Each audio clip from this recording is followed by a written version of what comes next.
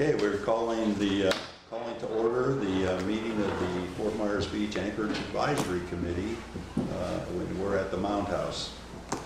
And our first item of business is the Pledge of Allegiance.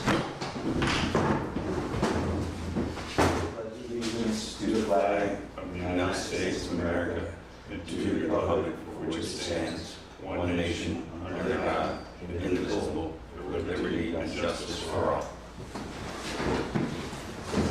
Roll call. We have Sam. Councilman Adderholt is ill and wasn't able to make it, and Greg Holmes had called in and said he wouldn't make it. He's out of town. So we have Sam Laurie, Douglas Ekman, Ted Lawwell, and John Wesley Nash. Present. Public comment. I don't see any. So seeing none, the first item of business is approval of the minutes from our June 21st meeting. Sam Lurie, I move that we approve the minutes. I second it. All in favor? Aye. Passes unanimously. Staff report and updates. So Austin. Austin Gilchrist, What's going on? Town of Fort Myers Beach Harbor Master, give you guys a monthly update of what's been going on. We continue our pump out services throughout the mooring field. Although we have lost our amenities as far as the community center with our bathroom, laundries, and our shower facilities, the mooring field has pulled back to wet storage. So the pump outs have been minimal, but we are taking requests throughout the surrounding marinas to handle any discharges that may be happening in the marinas. We offer our services to them. Some of the marinas have been taking advantage of that, so we've been going around pumping those out every Monday. We try to stick it to 1 day a week, so we're not taking the boat out multiple, burning gas up and stuff like that. We've gone through and put in rock at Miramar, replaced that ramp as well. Staff is exploring other locations. I'm sorry, let me back up a little bit. Staff is exploring other locations to find amenities. We are in negotiations with Matanzas as well. They have offered a facility at a price, but they are not up to speed with all the facilities that they have offered. So we're going back and getting a prorated price for the facilities that are available at this time. We've kind of gotten a whole bundle of what they are going to offer versus what they're offering at this time. So we've gone back and we're kind of in need of it, so we're trying to get the price for that. We are exploring other properties and stuff like that, so we can either bring in trailers or have something built as well for the future of it. But typically we just kind of, or right now we just need some kind of system to get us through until we decide on which direction we want to go with the facilities. You have to have shore facilities before you can have guests in the mooring field. Yeah, it is in our submerged land lease and our harbor management plan that we are to require bathrooms, laundry, and also shower facilities for people. So we're not signing any leases right now that with any liveaboards. We do have, I believe, a gentleman we've been working with that is seeking other arrangements as far as storing the boat out there, but he is living at another area as far as an apartment or something on land other than the mooring field. Let's see, other than that, we've been working the field. We do our daily checks out there to monitor the field. We've been having an influx of vessels coming to the area as far as anchored vessels, I would say, coming to the area to seek, I guess, residency here at Fort Myers Beach. What we have come across is those residents are utilizing community outreach centers for residential addresses. So we reached out to the DMV, the Coast Guard, and local law enforcement to see how we can combat and actually get the falsification of these documents clarified so that that stops happening here. That kind of puts a hindrance on the town because they're seeking residential privileges as far as storm relief and stuff like that, and just those people coming to this area to do that. So we're trying to combat that with the local enforcement. other than that, the physical work that we've been putting through on the Bayside accesses, we do have, I think, 5 of them that we do maintain. We've been doing all of our weed control and so forth as well. We've been bringing in rock and field to combat any hazards to the public, so they are usable for the public to use. And other than that, it's just been removing invasive plant species, and we've been transporting native plants from other areas of the island to these to fill in ground cover as well. With our budget and stuff being as limited as we're trying to be as resourceful as possible by finding native plants that we do have here on the island and just landscaping that area with those. We do work DACWA daily to keep that updated as well. Everything's changing daily, and we're trying to keep the public informed with the intake of vessels coming to this area. We're trying to get them to understand what situation we're in and how we're just utilizing the field as far as the wet storage aspects of it go. We have been trying to, defer people to other areas, so we've been doing a lot of research in the surrounding areas so we have the correct information in order to help the community out, so that we still have those as customers when they do come back. So we're trying to help out the best we can. We are still in the process of rebuilding our pontoon boat. We're putting a new deck on it. So we've gone from composite, like particle board, to a marine grade decking. So we have a work boat on that one there. We've met with electricians. We've been working with trying to get a pump out station installed with Lee County so that the Maritime Division is capable of pumping itself out, other than resorting to either the septic services that we're utilizing now or any surrounding areas that we rely on to do pump outs. As of this point, Lee County's been reluctant to even give us an area to tap into. They've just pretty much told us that we won't be able to dump our boat on the island. So we're trying to seek other revenues and things like that to get this done. We have been working with Pump Out USA to come up with a system to stop the need of an external pump. We're working with them and getting prices to reconfigure the pump that we currently have to pump the boat out itself, because it is a working pump. It's just the hoses and stuff need to be reconfigured to discharge itself. So we've been getting prices and stuff on that to get the boat reconfigured, and also putting on a pump that will be able to handle that retrofitted onto the existing boat itself as well. Let's see here. The rock brought in. We've been working, like I said, with Coast Guard as far as getting meetings and some kind of bridge of communication together with the local law enforcement. The problems that we've been running into this past month has really had our division lean on the enforcements in the area.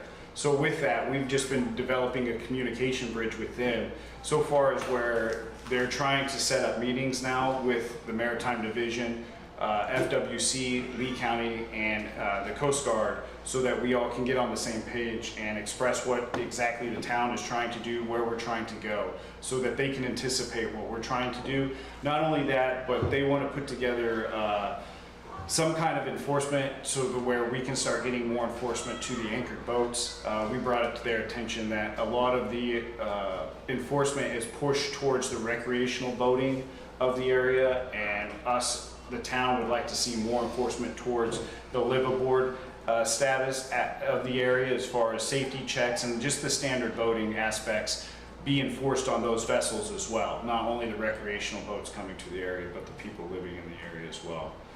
Like I said, we have responded to 2 boats adrift in the area. We've returned those to the owners by looking it up through our systems.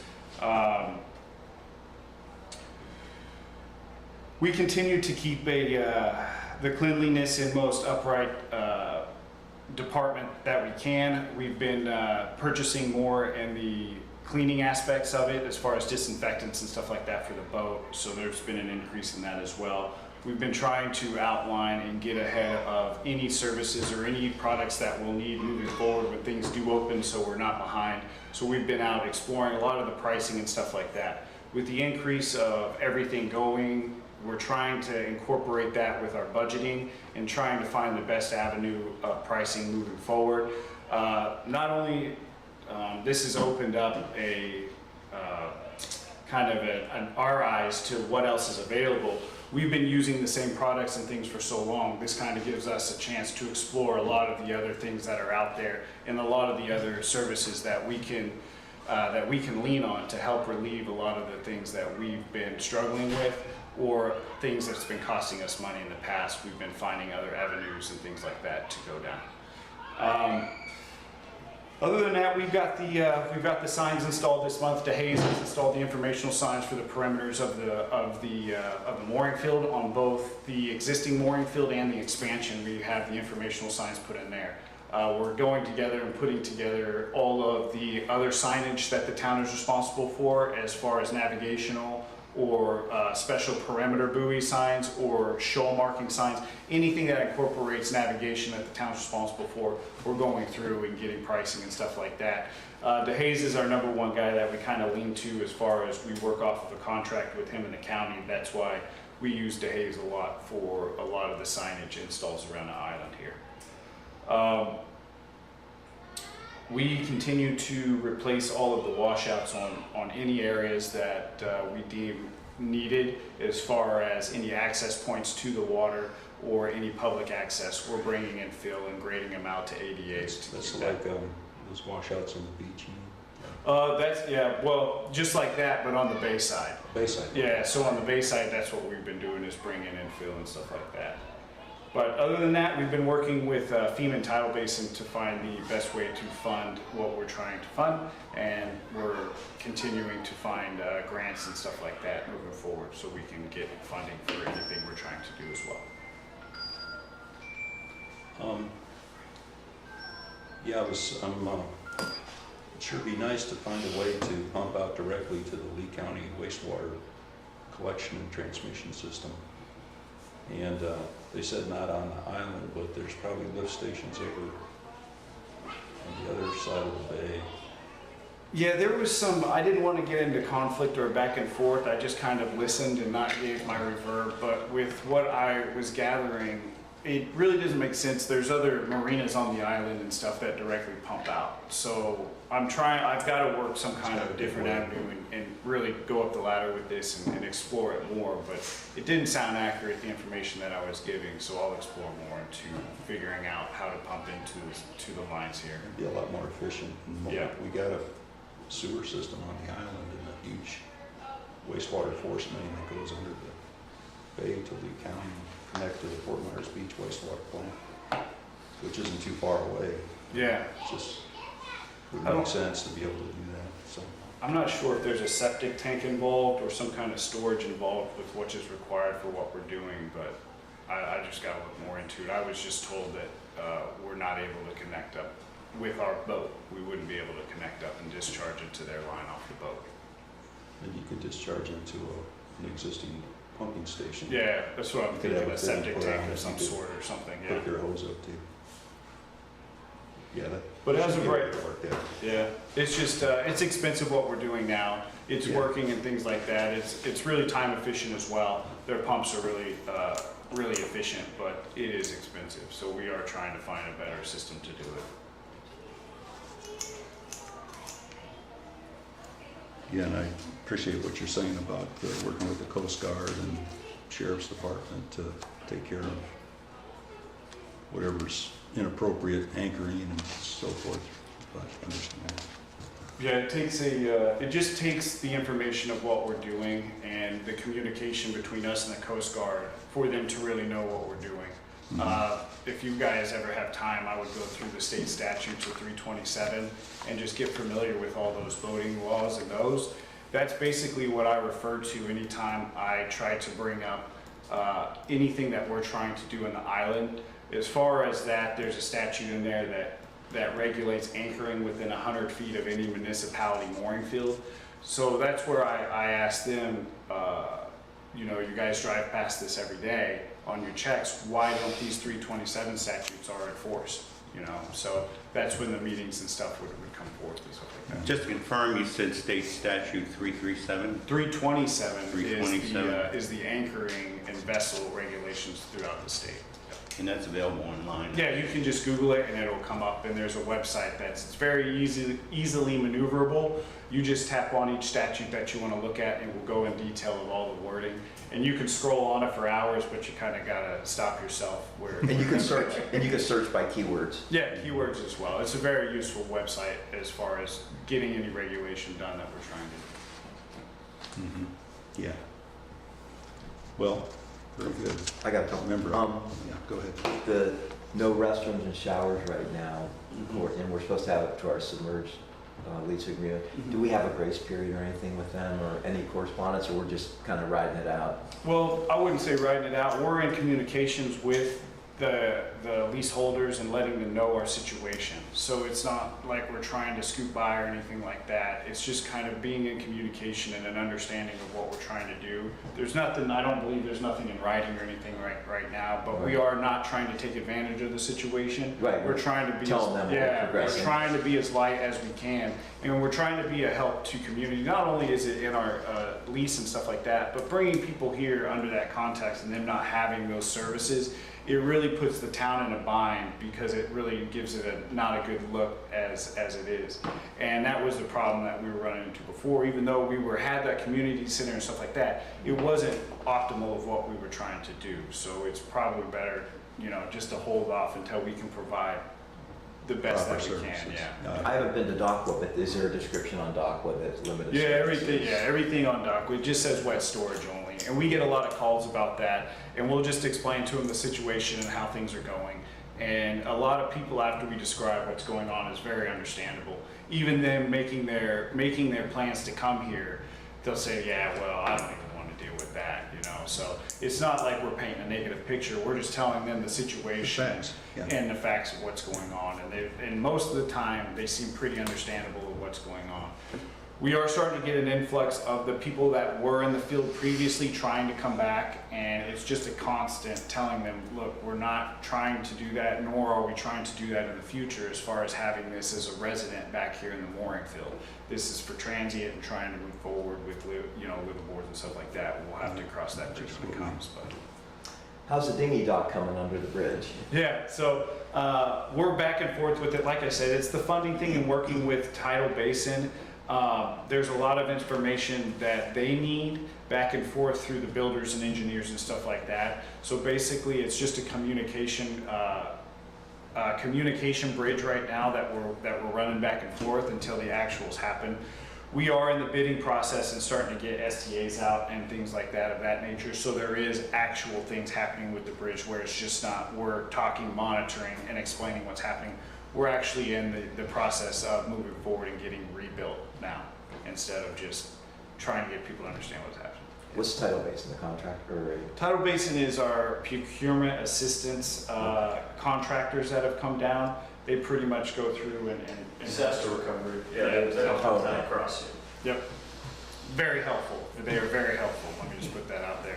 Any questions that we have, or anything that we're pretty short on, we'll come to them and they'll list out the options that are provided to us, and then we can go from there and then move forward.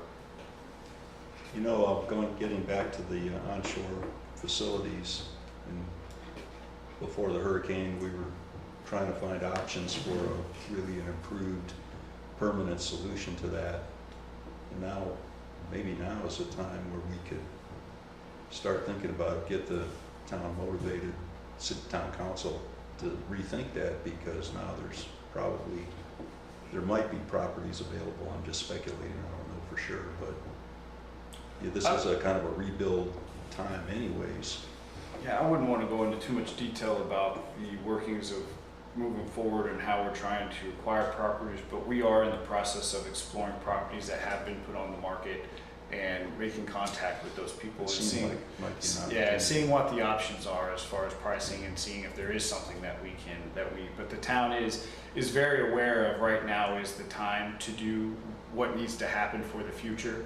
So the new management coming in has really been proactive in getting staff to start exploring the bigger picture, other than just the disaster relief, as far as where does the island want to be in 20 years, 30 years, other than just this? So we have been tasked with certain tasks to go out and look for things to help us in the future.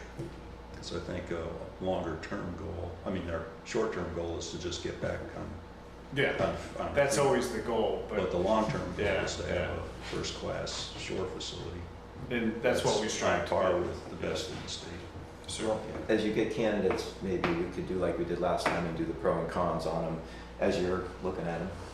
I'm not too sure of the process. Right now, we've just been tasked with finding. When they start getting what's identified. available. Yeah, yes, sir. Maybe we could bring them in. Because I think over the next 5 or 10 years, Fort Myers Beach is gonna get rebuilt, and it's gonna be rebuilt differently, and probably at a higher standard than what it was. It was charming, but it's not gonna be quite the same, but it's also an opportunity. But I'm glad to hear that they're, got their eyes open on it. Yeah, definitely, definitely. How are we doing on the actual moorings of being inspected and being rebuilt as far as the new field seems is all up to snuff? Any green, yellow, and reds on the Yeah, on the so right that's, field yet? yeah, that's going under the same process that the dinghy dock is going under as far as finding, getting reimbursed and stuff like that. Right now, we're working with the engineers to have certifications done for what has happened to the field. Basically, they want to know that these have been deemed unusable and why. So as of, I believe today, I'll be going down and taking a look at the helix coils. We've just got some underwater equipment to go ahead and take pictures and get a visual on what's going on under the water, so that the engineers can have something on that to go off of and give the clear to do what we're doing, basically. Does that sound correct? Like, yeah, work your way from the bottom up. Yeah, yeah. So we've already pulled a percentage of the systems out, presented that to the engineers, and they've signed off on they need replaced, basically.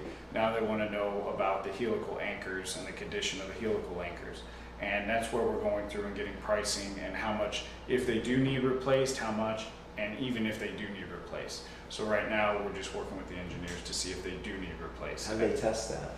Well, there's a couple things that they're looking for as far as scouring. If there was any scouring that affects the visuals of it, as far as more exposed than it was normally, or any displacement of the helical anchor itself. So other than So that's mostly visual. mostly visual inspections right now. If anything's in question, then they're pricing on testing. So bringing out A float a or contractor, something. well, what they basically do is hook up a collar to it with a hydraulic collar on a table, and it And how pulls many on. pounds, Yeah, yeah. and how many pounds it pulls till they get anything. So that's how that works. So we currently have 13 that are green, 13 that are usable, correct? and then everything other than that is red right now. Okay, so we do have 6 of them that have been put out of compliance by the Coast Guard. There was the Army Corps and the Coast Guard situation that we're waiting on to hear back from the Coast Guard. That put those 6 out of compliance, and then we have the 70 that are out of compliance due to the forces put on them during the storm. And when they're out of compliance, that means they can't be used. They cannot be used, yeah. In other words, the force they experienced during the storm exceeded their design force. Correct, correct. So the assumption is they may be compromised. Correct. When you talk about navigation signs, help me understand, what is the town responsible for? What area is the town responsible for? Okay, so we have certain navigable areas that fall within our jurisdiction. So we have a local channel that comes down, and then we have federal channels that split off of it. Coming in to the island, it comes into I believe under the bridge is when our jurisdiction starts, and then anything under the bridge around to the end of the island where Carlos Pass is down there. That's gonna be anything 1,000 feet out is what we're responsible for. So from the bridge 1,000 feet out down to St. All the way to Carlos. San Carlos? Yeah. Is any of that, what's the state of that? Has all that been replaced? Is there still some that needs to be replaced? I thought there was some conversations with FWC to help help with that? Yeah, the county has gone through and replaced all their navigable signs. We've gone through with ours, like I said, and replaced everything informational wise, or anything that was critical to navigation has been replaced. As far as no wake signs and stuff like that, that's what we're going through now and doing a tally of what is missing, and then getting with DeHaze and having those replaced. So if I understand, it's under federal or Coast Guard jurisdiction all the way up to the bridge, Yeah, and then bridge to San Carlos is all under the town, yeah. except there's a federal Yeah, channel. except for that federal channel that splits off, and then the turn basin right there in between the mooring field split is a turn And basin. that heads over to where the shrimp boats are? Yeah, you'll go up by the shrimp boats, and then the turn basin right there would be all federal channel as well. Okay.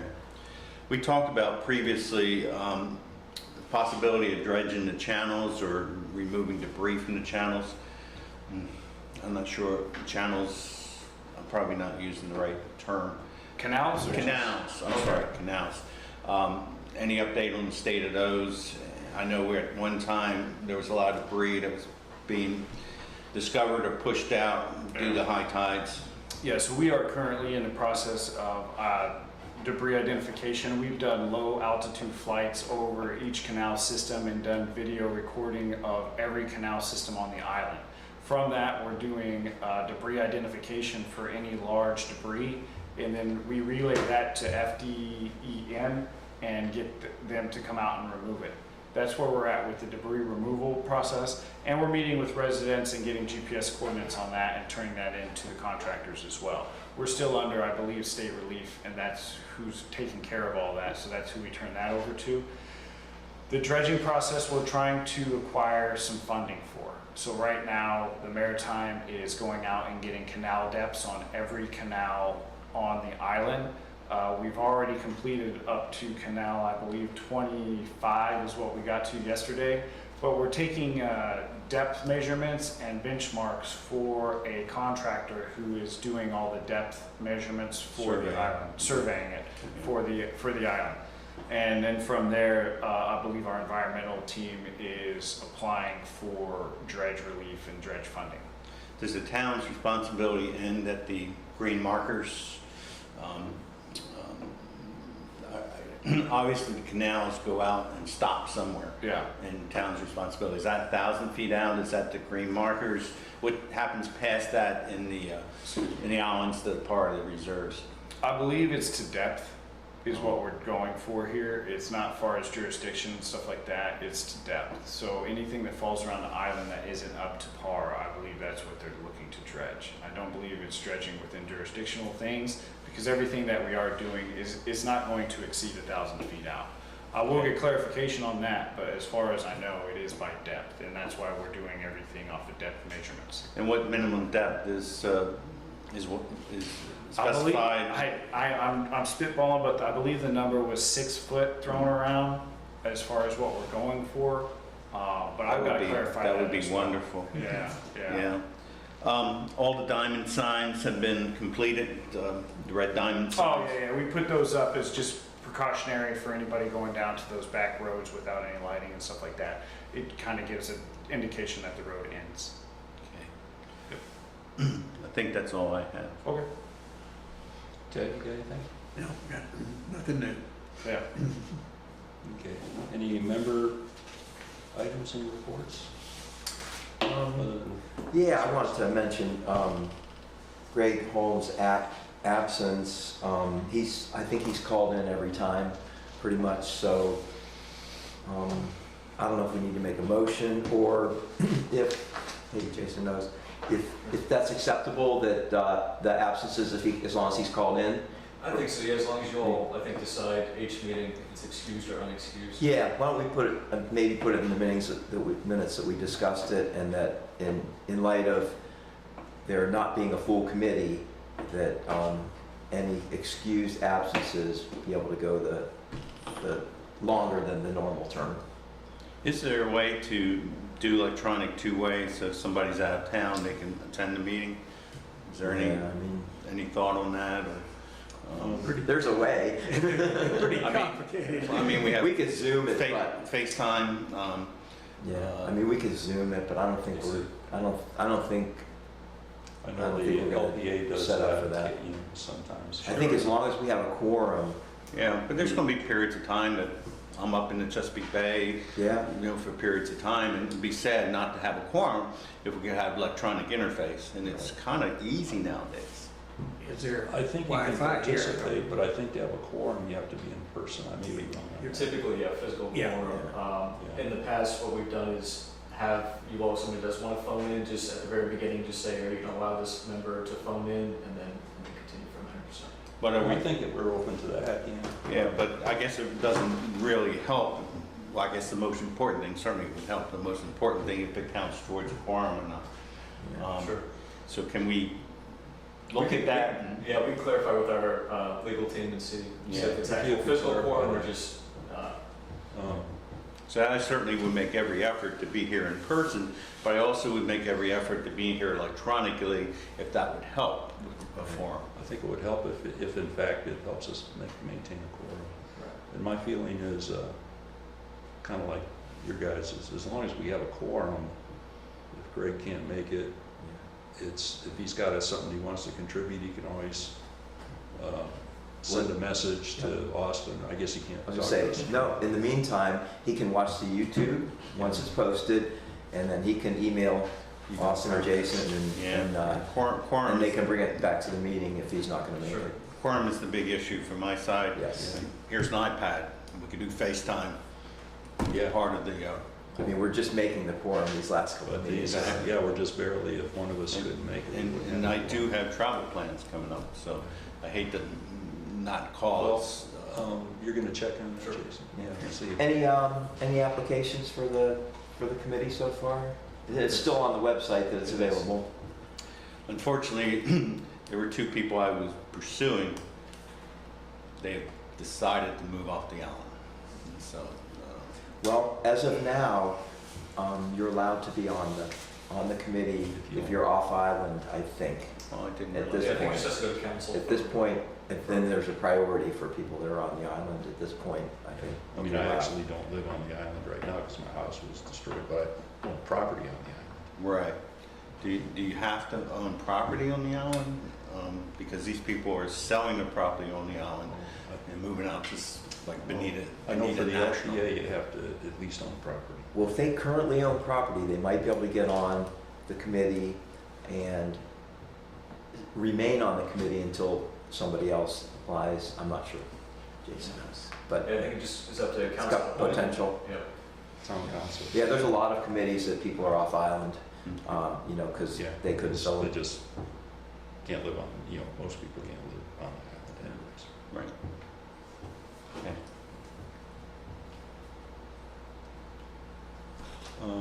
Next meeting agenda. I'm fine with the agenda we Yeah, have. anything we need to add?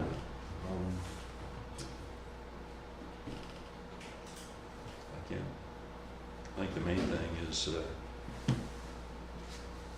Austin's staff report's very good and what we could do to anticipate needs. The priority right now is just to get back in service. Okay, some months we don't meet in August, but do we want to go ahead and meet in August? What's our normal meeting date now? Yeah, That seems like we've got a lot of things going on, not a ton to do. That will be the 16th, and unfortunately, I will not be able to attend that one. So, I don't know if we want, I'm probably gonna, I'm definitely not gonna be able to attend that. I won't be in town on August 16th. Electronically. Yeah. Actually, I won't even be able to electronic, I don't think. I'll be out of phone range. Good for you. So, yeah. So, Absence. if we were gonna skip a month, that may be the one, considering it's kind of down to the poor list right now. I'm not sure. What are your thoughts? I hate for everybody to show up and then, because I'm definitely not gonna be here. I feel that you add a great, a past interest in the meeting. In your absence, I would suggest we skip that month. Okay, so, I don't want to make a motion So- or talk about it. yeah, let me see what the next one would be. The next one would be September 20th, so we can put that, you can put that in the motion, Ted, that we skip August, and then next meeting will be September 20th. If you want to go ahead and make a motion on that. I'll make a motion for that. Can I make a motion? Yes. Theoretically, well, You- Robert's rules, you can't. Oh, never mind. You can add, I'll make the motion. There you go, Ted. And I'll second it. All in favor? Aye. And that next date would be September 20th. Okay. I can tell you advisory right now that I'll be out of the country for the October meeting. So, Well, Maybe bring that up next meeting, we'll see what everybody else's plans are, because if we know we're not gonna have a quorum, then we can decide then also. okay. And at the next meeting, John. you can hopefully tell us if we can have a quorum virtually. Be useful.